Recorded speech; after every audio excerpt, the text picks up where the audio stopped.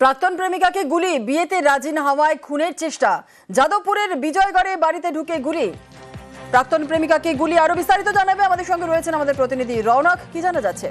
দেখা একেবারে গতকাল 7:30 নাগাদ বিজয়গড়ে বাড়িতে ঢুকেই প্রেমিকাকে গুলি করার চেষ্টা করে অভিযোগ। তারা যখন ব্যাঙ্গালোরে থাকতো তাদের সাথে প্রেমের সম্পর্ক গড়ে ওঠে এবং ব্যাঙ্গালোরে থাকাকালীন এই যুবক তার প্রেমিকার ওপরে একবার হামলা চালিয়েছিল। তারপরই সেই যুবতী এখানে তার বিজয়গড়ে বাড়িতে চলে আসে এবং গতকাল ঠিক 7:30 নাগাদ সেই বিজয়গড়ের বাড়িতেই এই যুবক একটি সিঙ্গেল সেটার বন্দুক নিয়ে হাজির হয়।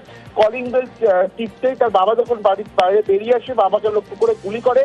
গুলি লক্ষ্যবস্তু হয়ে পাশে একটি পাঁচিলে লাগে এবং তৎক্ষণাৎ যেহেতু এলাকায় আতঙ্ক ছড়ায়, চেঁচামেচি শুনে অভিযুক্ত সেখান থেকে পালিয়ে যায়। ইতিমধ্যে যাদবপুর থানার টিম বেশ কয়েকটি জায়গায় হানা দিয়েছে, অভিযুক্তের খোঁজে তল্লাশি চালাচ্ছে, কিন্তু এখনো পর্যন্ত অভিযুক্ত পলাতক। এর আগেও যুবতীর ওপরে একবার এরকম খুন করার চেষ্টা করেছিল, এমনই কিন্তু অভিযোগ উঠছে। অর্থাৎ এই যুবককে বা তার পেছনে অন্য কোনো ক্রিমিনাল হিস্ট্রি রয়েছে কিনা গোটা বিষয়টি ইতিমধ্যে যাদবপুর থানার পুলিশের তরফ থেকে খতিয়ে দেখা হচ্ছে। বেশ, ধন্যবাদ। গুলি চলেছে? হ্যাঁ, কটা নাগাদ হয়েছিল? 6:45 শব্দ শুনে, পুলিশের আওয়াজ শুনে আমরা দৌড়ে এসেছি। আচ্ছা, এসে কি দেখলেন? কিছুই না, ওই গর্ত হয়ে গেছে, ওটাই বুঝতে পারিনি। একটা ব্যাগ কাঁধে নিয়ে চলে যাচ্ছে, বাজির আওয়াজের মতন আওয়াজটা হয়েছে, তো বুঝতে পারিনি অতটা। ট্যাংরায় প্লাস্টিকের কারখানায় আগুন, রাত 11টা নাগাদ দুটি কারখানায় আগুন লাগে। ঘনবসতিপূর্ণ এলাকায় আগুনে আতঙ্ক, বাজি থেকে আগুন অনুমান স্থানীয়দের। আর ঘনবসতি এলাকায় কারখানা রয়েছে এমনটাই ক্ষোভ এলাকার বাসিন্দাদের। দমকলের 8টি ইঞ্জিনের চেষ্টায় পরে আগুন নিয়ন্ত্রণে আসে। আরও একবার যেমনটা আপনাদের জানাচ্ছিলাম, ট্যাংরায় প্লাস্টিকের কারখানায় আগুন, রাত 11টা নাগাদ দুটি কারখানায় আগুন। ঘনবসতিপূর্ণ এলাকায় আগুনে আতঙ্ক, বাজি থেকেই আগুন অনুমান স্থানীয়দের। ঘনবসতি এলাকায় কারখানায় ক্ষোভ, দমকলের 8টি ইঞ্জিনের চেষ্টায় নিয়ন্ত্রণে আসে আগুন। বাংলায় গেরুয়া ফতোয়া, ছট পুজোয় অন্ডালে মাছ মাংসের দোকান বন্ধ রাখতে হবে। এই ফতোয়া অবশ্য কেউই মানেননি। অন্য দিনের মতোই মাছ মাংসের দোকান খোলা হয়। দোকানদারদের পাশে দাঁড়ায় বিজেপি বিরোধীরা।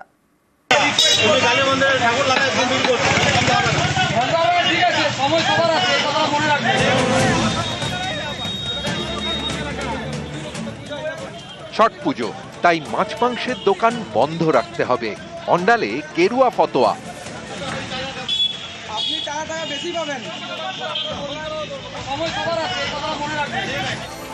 পশ্চিম বর্ধমানের অন্ডাল খনি অঞ্চল, এখানকার বেশিরভাগ বাসিন্দাই অবাঙালি। অনেকেই ছট পুজোয় মেতেছেন। এই ছট পুজোর সময় মাছ মাংসের দোকান বন্ধ রাখতে হবে বলে গেরুয়া ফতোয়া। এ নিয়ে জোর শোরগোল। এটা জবরদস্তি দোকান বন্ধ করা বা ইয়ে করার জন্য আমরা নেই। আমরা একটা রিকোয়েস্ট করলাম যে দেখুন, এই একটা যে পুজো, রাস্তা ধোয়া হয়, ঝাড় দেওয়া হয়, এবং সেই জায়গাতে যদি এরকম একটা মাংসর জল মানে কাটার জল বা মাছ মানে সেটা অপবিত্র যেন না হয়, তার চেষ্টার জন্যই তাকে দোকানগুলো তো বন্ধ করতে বলা হয়েছে। গেরুয়া ফতোয়া অবশ্য কেউই মানেননি। আর 5 দিনের মতোই সোমবার অন্ডালে মাছ মাংসের দোকান খোলা হয়। দোকানদারদের পাশে দাঁড়ায় বিজেপি বিরোধী দলগুলি।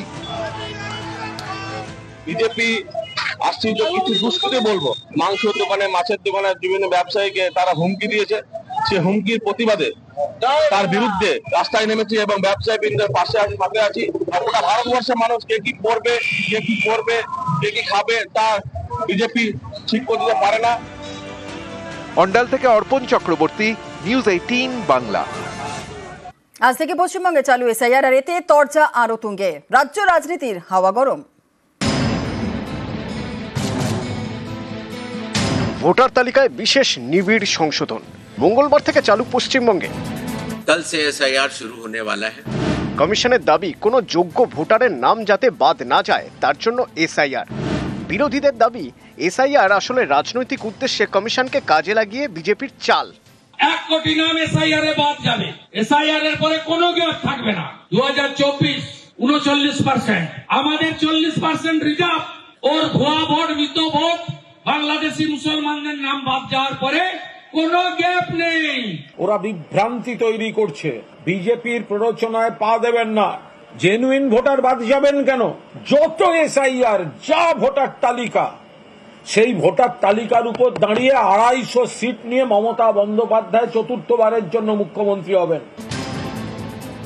নভেম্বরে বিহারে বিধানসভা নির্বাচন, তার আগে সেখানে শুরু হয় এসআইআর। তখনই সুর চড়ায় বিজেপি বিরোধীরা।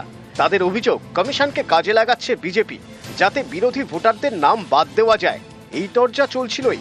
এরই মাঝে কমিশন জানিয়ে দেয় বিহারের পরে পশ্চিমবঙ্গে এসআইআর হবে। এদিন হলো সেই ঘোষণা। এতে তরজা আরো তুঙ্গে উঠেছে।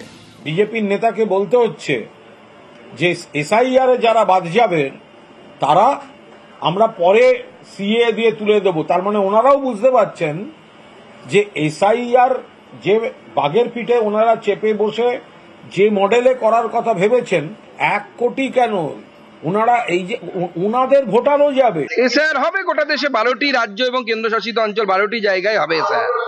সেরকম এসআইআর হবে। যারা বলছিল এসআইআর করলে হাত কেটে দেবো, পা ভেঙে দেবো, আগুন ধরিয়ে দেবো, লন্ডভন্ড করে দেবো, তাদেরকে জিজ্ঞেস করুন তারা কিভাবে লন্ডভন্ড করবে। স্পেশাল ইন্টেন্সিভ রিভিশন, প্রথম থেকেই এর বিরোধিতায় সরব তৃণমূল, যার জবাব হিসেবে কমিশনের হাতিয়ার সংবিধান। जहां तक वेस्ट बंगाल की बात है, कोई भी गतिरोध नहीं है। संविधान के अंतर्गत सभी संवैधानिक संस्थाएं अपने अपने दायित्व का पालन करती हैं। राज्य की सरकारें भी अपने अपने दायित्व का पालन करेंगी। मतदाता सूची तैयार करने के लिए या मतदान कराने के लिए जिन भी चुनावी कर्मियों की आवश्यकता चुनाव आयोग को होगी, वो राज्य सरकार मुहैया करा के डेपुटेशन पर देने के लिए बाध्य है।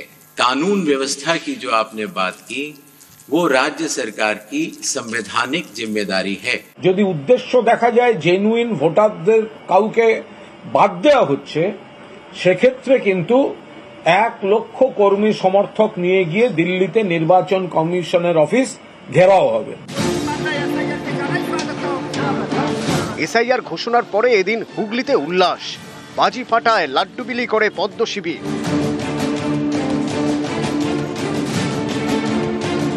এসআইআর এর সাংবিধানিক বৈধতা নিয়ে প্রশ্ন তুলে মামলা হয় সুপ্রিম কোর্টে।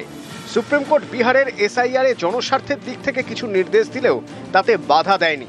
এসআইআর কে চ্যালেঞ্জ করে যাবতীয় মামলার শুনানি হওয়ার কথা 4 নভেম্বর। তার আগেই এদিন কমিশনের ঘোষণা, পশ্চিমবঙ্গ সহ 12 রাজ্যে মঙ্গলবার থেকে এসআইআর। নিউজ 18 বাংলা। জেলা শাসকদের সঙ্গে বৈঠকে কমিশন। রাজ্যে এসআইআর ঘোষণার পরই বৈঠকে কমিশন। আর আজ জেলা শাসকদের সঙ্গে বৈঠক, সকাল 10টায় বৈঠকে কমিশন। সর্বদল বৈঠকের আগে সিইও ডিএমদের সঙ্গে হবে বৈঠক। আজ থেকে বিএলওদের এসআইআর ট্রেনিং।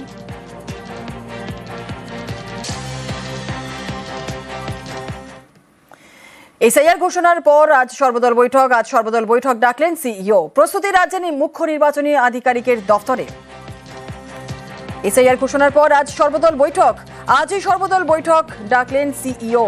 প্রস্তুতি রাজ্যের মুখ্য নির্বাচনী আধিকারিকের দফতরে।